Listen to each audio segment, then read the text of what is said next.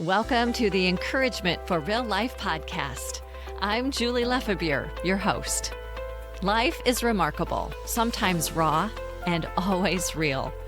And some days we could use a little extra encouragement for our real lives.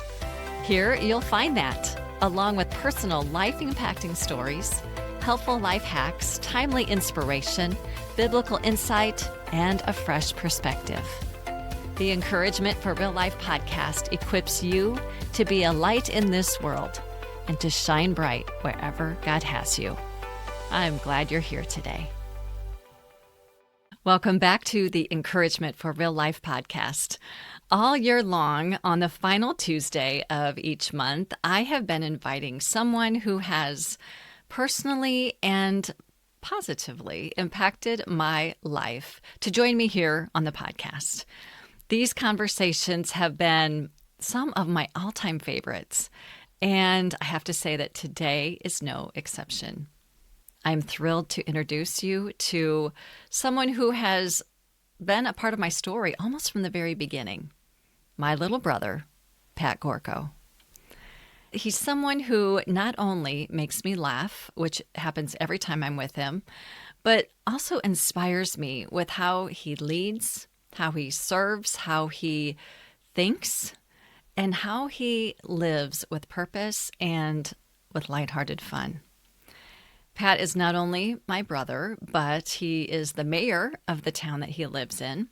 He's a financial advisor, a husband, a dad, a brother, yes, and he's truly one of my favorite people. He truly is. Since this month's focus is Undistracted October, I couldn't think of a better guest to bring into this conversation. Plus, it's his birthday month, so why not? But Pat lives a full life, and he has learned how to really stay focused on what matters most.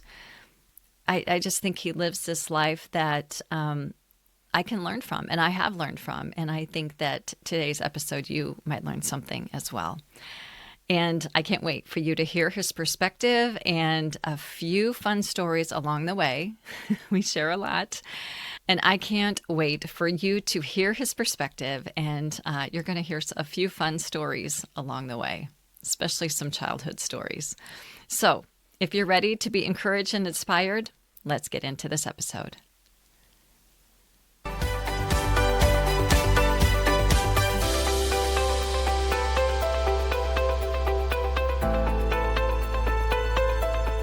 Well, welcome to Encouragement for Real Life. Joining me today is someone I've known all of my life, my little brother, Pat. Pat, welcome. Glad you're here. Thank you. It's an honor. Little brother. Well, little is an age, but you tower over me. I do. You do. This is very deceiving. I'm way taller than it looks like. True. All right. So tell us who you are, a little bit about you, because not everybody knows who my little brother is, because you just mentioned off camera that I never talk about you. So here we are. Not too much. So yeah, I'm introducing myself to everyone for the first time, I'm sure. Mm-hmm. But I am husband to Stacy, who you've had on the podcast early on. I'm your younger brother by 2 years. We 22 months, actually. Is that what it is? Yeah. Yeah. We grew up being the two closest siblings out of four, because the oldest two were 4 and 6 years older than you, and so we were kind of pals when we were growing up, and we both stayed pretty close to home. I moved out of Benton County for a brief time, but moved back to Benton County, and I've been here again for 26 years. So we have never been really apart very much. Right. And we've stayed pretty close. And I live in Van Horn. I'm the mayor of Van Horn. I have... this is Iowa, by the way. Yes. Yeah, sorry. I'm a financial advisor in Van Horn, 3 grown kids, and love life. Yeah. Yeah. Good. Yeah. Yeah. And you have a lot going on, I'm sure, being a mayor and financial advisor and dad and husband, and make time for the things that are important to you. Yeah, that's true. And we do a lot of fun things together. Even though all of our kids are grown, We used to do a lot of things when our kids were young together as two families, and we still do a lot of fun things as four. We did. Yeah. I think back to those Thursday nights when I was single. You had two little kids, and every Thursday night at 9:00 was ER time. Yeah. And yeah, we always made time for Yeah. things like that. You'd come over for dinner, and then we'd play, and then kids would go to bed, and we'd watch ER. Yep. Yep, that was good times. So many good times. Yep.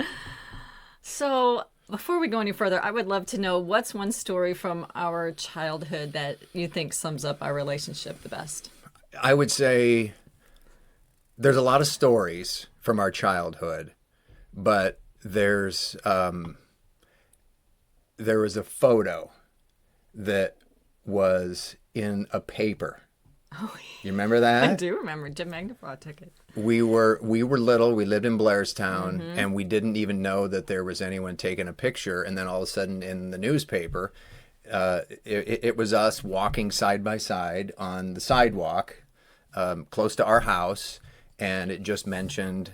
Did it even mention our names? I don't remember if our names were under that or not. either. They probably wouldn't have known our names anyway. I don't. Yeah, I don't know. I don't know that. Yeah, and then here we are. We had saw that we were in the paper, but that's not really a story. But that is just, to me, it kind of symbolizes how we've, for our whole lives, we've kind of been like that. We've done a lot of things together, and there we were, just on a summer day, walking along, because I suppose we went to the grocery store or Tasty Freeze or something like that, and all through, high school, we would play sports together, just the two of us.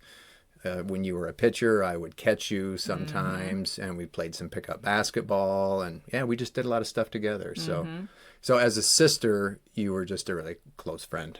Yeah. As same as you're my brother. Yeah. Yeah, that's really good. I forgot about. I have that picture somewhere. If I can find it, I would love to be able to scan it and somehow attach it to the show notes. I'll see if I can find it. I'd love to have it too. I'm sure, I know I have it somewhere. Yeah. This might take me a little bit to find it, but Yeah.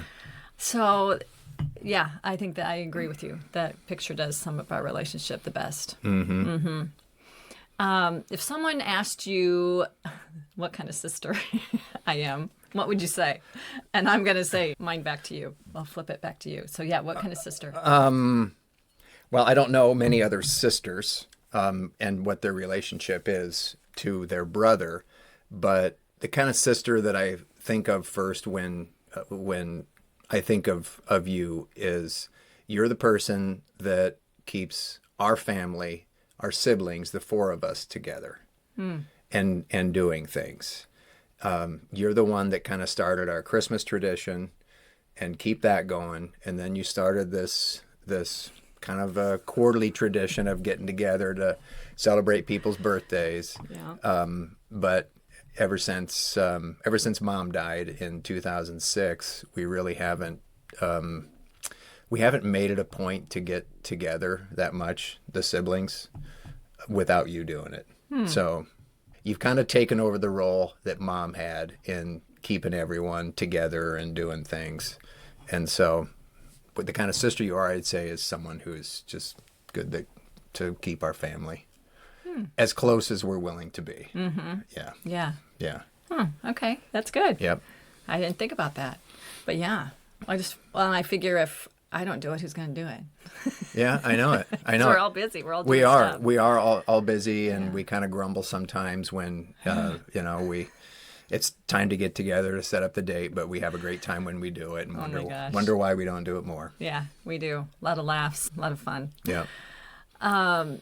I would say what kind of brother, if someone asked me what kind of brother you are, I would say you're the one that I go to when I need just a fresh perspective, a different perspective. I like to brainstorm with you. I like to get your take on the world events. I like to just to brainstorm with you world events. There's something else I was going to say. If I just need some expert opinion, I tend to go to you just because We have had a lot of conversations like Yeah. that. That's true.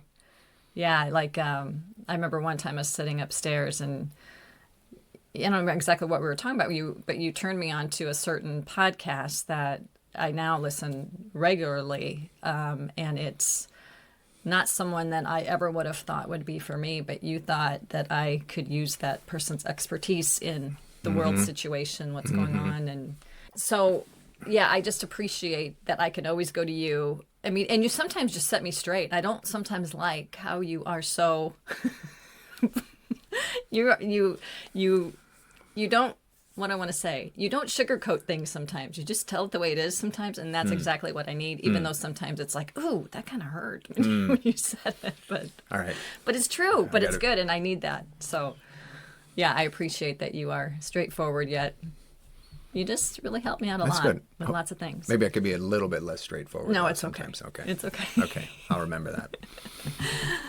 But as a mayor and financial advisor, I know I just said this a minute ago that your days are probably packed. What are some of the biggest distractions or challenges to staying focused? Because this month, the podcast is, we're calling it Undistracted October. So what are some of the biggest distractions or challenges that you have in staying focused? It's probably like almost anyone. It can be the phone. It can be just someone popping into your office. You just, like almost anyone, you just don't know the ins and outs that you're going to have that day. You can have your day all set up with meetings and you can have everything kind of set out, but one phone call or one person stops in and you have to go a totally different direction. So you just don't know. But it was the same thing, I'm sure, with Dad. Our dad was a mechanic, and I think back to the times when we would call him for a ride, and he was probably under a car working, and he had to get out from under the car and come and answer the phone. And here I am at a desk, and my phone is right there next to me, so I've got it made compared to Dad. But the other thing is probably idle time. Idle time is a huge distraction, because if you're not busy, you'll find something else to fill your idle time with that probably isn't something that is going to be productive. So those are probably the idle time's a big distraction, but the other thing is just the things that come along in the day that you don't expect and have to fit in. Do you ever struggle with your thoughts like we women do? Like all of a sudden you're like pinballing, you're thinking about this, about dinner. You probably don't think about making dinner tonight, but maybe you do. But I mean, just different things. You go from one thing to another to another. Probably 1,000 times a day. Really? Okay. I wonder how many times that happens.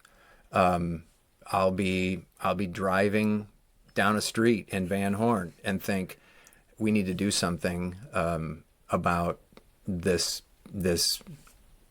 pothole, even something like that. We need to do something about this. So my mind is always going different directions. And I wonder how many of those things, well, obviously there's a lot of those things that don't get done because they keep coming up in your mind again. So yeah, if you just say, I'm going to pick up the phone, do this now, get it done, then it's off your plate and you don't think about it anymore. But oh my gosh, yes, there's so many things that go through your mind that that you have to do. And I think if you can get them checked off and get them out of your mind, then that'll be a lot better. But that's common with for you. Women. Oh yeah. For women? Just women, well, you think? I mean, the women I've talked to, I don't talk to a lot of men that struggle with distraction because primarily my audience is women. So yeah, I was just curious to see if that happens for you.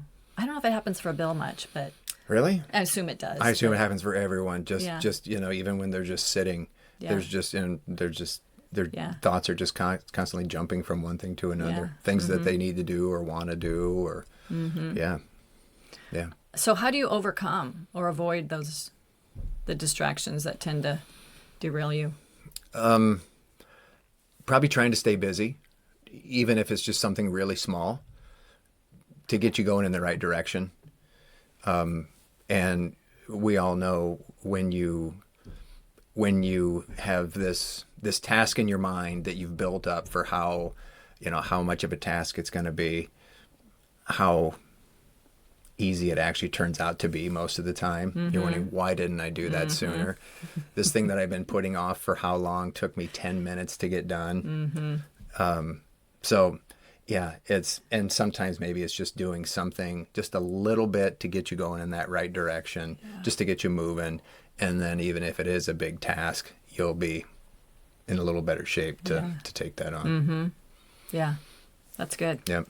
Do you ever use like your phone, like your notes app on your phone or anything to jot those things down that you...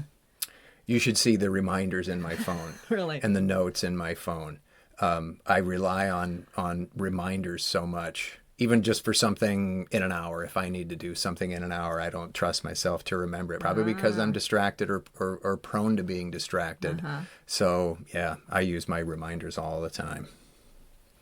Yeah, that's good. Yeah. And for like Christmas gifts, birthday gifts, I have sections in every part of my notes app for whatever the occasion is. As soon as I think of something, I have to jot it down in there.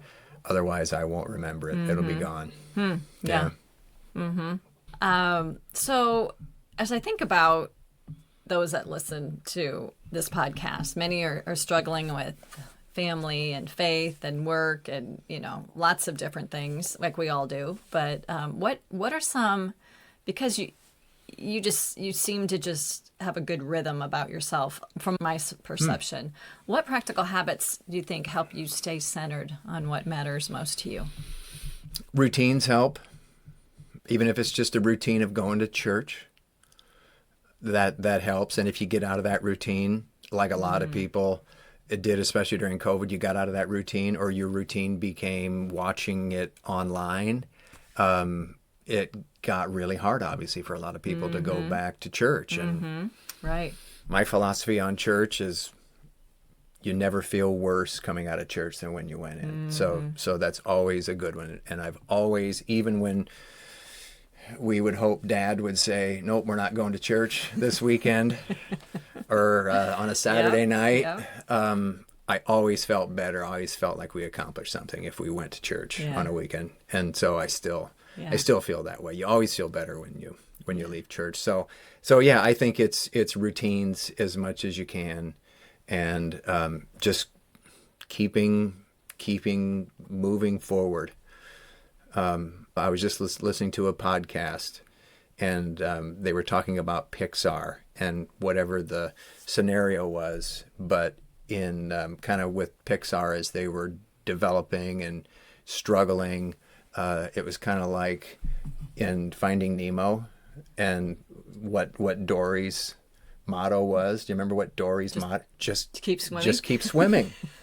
Rocky's is don't stop punching. But just sometimes, just keep going a little bit, a little bit in the right direction will give you a better chance of accomplishing those things. So yeah, so just keep swimming. That's good. That's good. Yep. Yeah, that's really good. Yep. That's one we could write on our, like a little Post-it note and put it on our computers. Just keep swimming, or wherever we're at. Thinking about you, what's something people would be surprised to learn about you? And maybe it'd be something I'd be surprised about too. I don't know. But I think I know you pretty well. But you know most of these. But one thing is, I used to write left-handed, and now I write right-handed because I got writer's cramp and my handwriting was so illegible that I had to switch to my right hand. And so I'm a right-hander now when it comes to handwriting. When did that happen? 25 years ago or so. Really? Wow. Yeah. I thought there was something seriously neurological wrong with me. Yeah. Neurologically wrong with me.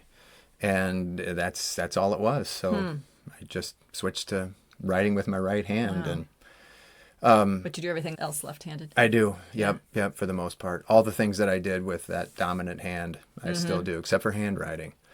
And I also pitched a no-hitter in high school. I did know that. Which more and more people know about because it drives my wife crazy when I bring that up. So when do you bring it up? Oh, just it varies. Whenever it's a spot where maybe someone's bragging, and I want to just throw that out to get Stacy to roll her eyes, I'll bring that up because soon as the first word comes out, she's rolling her eyes. But yes, but you know what my response well, is? comparatively, I was the lesser athlete in the family. Because how many no-hitters did I have? 3. 3? I had 3. Not 2, 3. Last I heard it was 2. I don't know where the third one came from. It's 3. Apparently you've been playing in the last 10 years. High school ball. I think it's 3. I think it's 3. And I think I even have the newspaper article. Okay. Well, I'm sure you do because you were in every newspaper. There was a picture of my sister in every newspaper. Every week. Not every newspaper. Where's just one newspaper. Well, one newspaper, but every issue, which was weekly. You're just like, oh, okay, so where's Julie going to be in this episode? She was in every single issue of the paper. She was in all the sports. She was very good. Oh. Yeah. Well, considering how small our high school was, Yep. you know. Yep. That does say something. So, yeah, you pitched a no-hitter. I Good job. I did pitch a no-hitter. Who was it against? It was against Benton Community. Oh, wow. The school where our kids go now, which where they went now. Where they went then. Yeah. They don't go there they don't go there anymore. But yeah, where our kids went and where we live. We live in the town where the high school is. Yeah. So yeah. But Benton Community was, they were a tough school, a bigger school back then. So I felt pretty good about that. Yeah. Yeah. Do you remember who yours were against? I know one was Amana. They were tough. Yeah. Yeah. I'm going to have to look. So now I got to look for that article or the picture of us. Mm-hmm. And then I need to look for the article. I'm going to prove this right. Okay. I don't know. Could be 2, but I know will take your word for it, but I thought it was 3. I'll silently be a little skeptical. But I didn't even play my senior year. It was just through my junior year. You didn't play at all your senior year? Nope, I didn't play softball. Why? Because I didn't want to. I don't remember that. Yeah. Coach came to mom and dad's door and asked. Which coach? Whitson. Really? Yeah. Asked why. Dang. Yeah. She was done. She was the best player on the team, though. No, I wasn't. Who was better? I don't know. Who was better? Softball. We had a lot of people. No, you were. I don't think the best pitcher. Yeah. I don't know. I don't remember that at all, but that's too bad. Yeah. I was tired of it. Tired of sports. Okay. Yeah, all right. I don't know. Well, I stopped after my sophomore year, so. And you did that before your So I'm the real loser because I didn't finish at all. No, you're not. I didn't finish either. All right. So another question. What's one thing that you've learned from me over the years? What's one thing that I've learned from you over the years? Patience. You're a very patient person, especially with your kids and your grandkids. To the point where I'm like, you got to do something about this kid. You're not getting on this. And so yeah, she was always lenient with the kids. And I'm going to count to 3. But they listened. They did.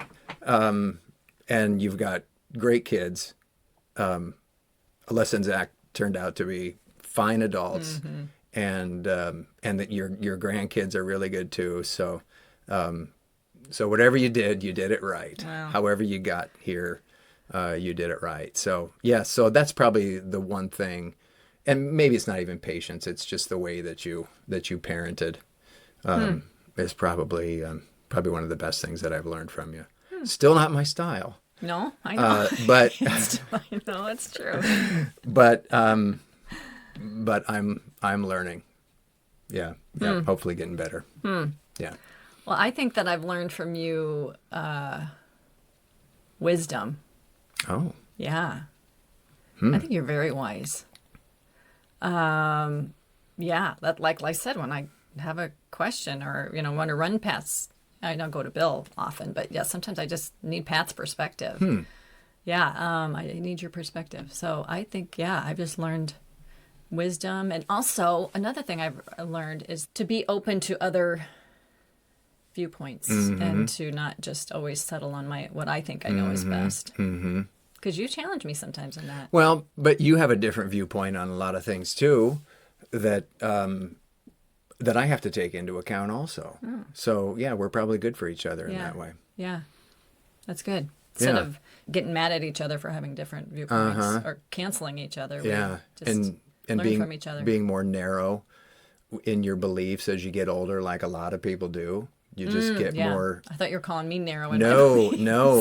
You know, lots of times the older we get, the more we just like get like this, and these are the things I believe in, and anything else outside of that is not right. But yeah, we agree on a lot of things, but there's things that we just maybe have a different opinion on, but we're open to the other person's view on it, and it's fine. That's true. Yeah. Yep. So thinking about you again, from your perspective as a brother, a son, a leader, a father, a friend, what would be something that, what do you admire about the women in your life? Because you have a lot of women in your life. It's probably the same for almost all the women that I know. And it's the things that they are good at, that they do, that their husbands don't have to do, that their husbands wouldn't like to do, whether it's remembering birthdays, whether it's shopping for occasions, planning things, sometimes forcing their husbands to go out and do things that they really don't feel like doing, but they feel glad that they did it, or at least that they did a good thing. So yeah, it's those kind of things, which maybe those traits are just inherent in women. I don't know. Sometimes I feel like, they get kind of the short end of the stick because you do so many of these things and the men do none of it. But those are the things that I admire, at least, and appreciate about the women that are closest to me. Yeah, that's good. Yeah. That's good. So good job. Keep it up. Okay, thanks. Yeah. I'll do it. Yeah. I hope you tell Stacy that every now and then. Or maybe this will be a reminder. I think she tells me more often that I need to be aware of that. So, but I do know it. Yeah, it's obvious. Yeah. Yeah, we all have our strengths. Our mom was the same way. Yeah. Yeah, she was always in charge of those things. And I don't know, how many of our gifts that we got do you think Dad was part of? Probably none. Yeah. My kids, always when they get gifts, whether it's Christmas or birthdays, they're like, "Thanks, Mom. You too, Dad." Because they know. Yeah. They know. But I think that you do pretty good at gift giving for Stacy, don't you? I try. And you've done that in the past for me. You've picked out gifts. Yeah. Right? I feel like I could always do better. I wait too long. Oh, well, yeah. Usually to Christmas Eve to get something. Not really, but and then the more pressure you feel, the harder it is to get a good, thoughtful gift. Yeah. So I'm trying to get better at that too. Yeah. Yeah. There are some that I feel really good that I've done, but others. Yeah. Yeah. I'm like, this isn't great. I didn't do a great job. So that makes sense. Yep. So I want to keep going on that. What do you remember of our parents? This just come up to my head. What's the thing that you have appreciated the most about being raised by Mom and Dad? I know I'm just catching you off guard. No, that's fine. Those are easy questions because I think about them all the time. With Dad, I think about just the things that he sacrificed and that he was there for every sporting event. I think he really liked going to all our sporting events, but he had to close the garage, and if it was an afternoon doubleheader baseball, he was gone for that. And I always used to wonder, why is Dad letting these things go? There's these things, this our lawnmower, let's say, that needed something done, that sat in the garage and, waiting on Dad, and he would just put it off. And now that I'm in my 50s, I get why he put those things off, because there's other things that take your time. And kind of back to our earlier discussion of you have all kinds of things in your life that you put off. but I know it's the older you get that you're prone to putting more things off. But he still worked hard every day. He went to the garage every day at 7, closed up at 5, unless he had something else to go to. So, yeah, he was a hard worker, and vacations were always very important to him. Every year, we did vacations until we couldn't fit him in anymore. And mom was just she was Saint Margaret.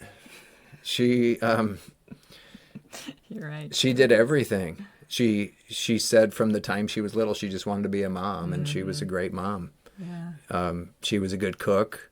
I wish they were still around, that we could tell them how much we appreciated what they did now that we're parents and have been parents, of course. But yeah, they were great. Yeah. How about you? Yeah, all those things, just how Dad would be a strong, hardworking man, but yet, the times I would be, when I would climb up on his lap if I was sad, or if I was, I just needed a reminder that someone loved me, or I don't know. Just that was the safest spot for me, was his lap. And then, of course, as I got older, his lap didn't fit so well anymore because I was getting too big. And Mom, yeah, she's just, I think of her almost every day, of just how she just was a servant. Just a servant, never drew attention to herself. Just loved her family. No. Yeah. And I'm sure they had stress in their life, but I don't remember, other than the time we made Mom cry, because I do remember that. Because we were little. She was at her wit's end with us, and that's all it takes to get your behavior right, is to see your mom cry at what you're doing. Really? I thought it was at Norway. I thought it was at Lisbon. Oh, no, I thought it was at Norway. Oh, what was that one? Maybe you made her cry more than once. Well, you were there with me. It was nap time. And we pulled out all of the clothes out of our dresser drawers. You got out of your crib, I got out of the bed, and we pulled all the clothes out. I don't remember much about Lisbon, so Yeah. you're probably right. Which one do you remember? We were in Norway, and I don't remember what we were doing, but she'd had enough, and she went upstairs crying. Ugh. Yeah. Yeah. So and then you've gone too far. Yeah. But for everything else that was going on, the one day out of the year when Dad had all of his business stuff on the table, because the next day was April 15th, we didn't talk to Dad at that time. Not that he was stressed, but he was just not going to be one to talk to. But otherwise, he was. A laugh was never very far away, I would say, with Dad. Yeah, whatever burdens they had, they didn't show to us, at least. Yeah. No, they kept it all from us. Yeah. I remember how Mom told me later, probably you too, that we could have been on financial assistance, free lunches or whatever. Yeah, because we would have qualified for that, but we didn't know. Yeah. We never knew any of that. Yeah. Yeah. Yeah. So. Yeah. Good parents. They were. Yeah, they were. So, as we start wrapping up here, we could do this all day, and this would be great. But what encouragement would you give to women? Because that's the majority of the listeners of the Encouragement for Real Life podcast. What encouragement would you give them who feel overwhelmed or pulled in a million different directions, or maybe some advice you've shared with Stacy before? Anything that would help someone else out today, feeling in any of those circumstances? One of the most humbling things that happens to me is the older you get, the more you think you have things figured out and you know what the right answers to things are. But the same podcast I was listening to yesterday, where this person was talking about Pixar, he was talking, actually it was a different podcast. It was the one right after it. He was interviewing Daniel Ek, who is the founder of Spotify. And someone told Daniel Ek that he was, the goal was to be happy. And Daniel Ek said, no, I think that's crazy. I think the goal is to make an impact. And if you make an impact in the world or just with someone, then you'll be happy. So as you're trying to do things and trying to find happiness and trying to do all these things, I think if you just keep focusing on making an impact with people, then happiness and a lot of other things are going to come after that.